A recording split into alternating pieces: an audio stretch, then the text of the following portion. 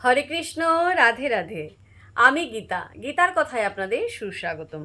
আজকে আরেকটি ভিডিওতে গীতার একাদশ অধ্যায়ের 46 নম্বর শ্লোকটি পাঠ করছি। আপনারাও কিন্তু আমার সঙ্গে অবশ্যই পাঠ করবেন।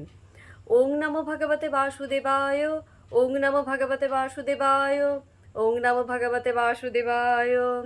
শ্লোকটি আমার সঙ্গে উচ্চারণ করবেন। কিরীটিনম গদিনম চক্রহস্তম ইচ্ছামি তম দ্রষ্টুম অহম তথা এব তেন এব রূপেণ চতুর্ভুজেন সহস্রবাহ ভব বিশ্বমূর্তে। অনুবাদ: হে বিশ্বমূর্তি, হে সহস্রবাহ, আমি তোমাকে পূর্ববৎ সেই কিরীট, গদা ও চক্রধারী রূপে দেখতে ইচ্ছা করি।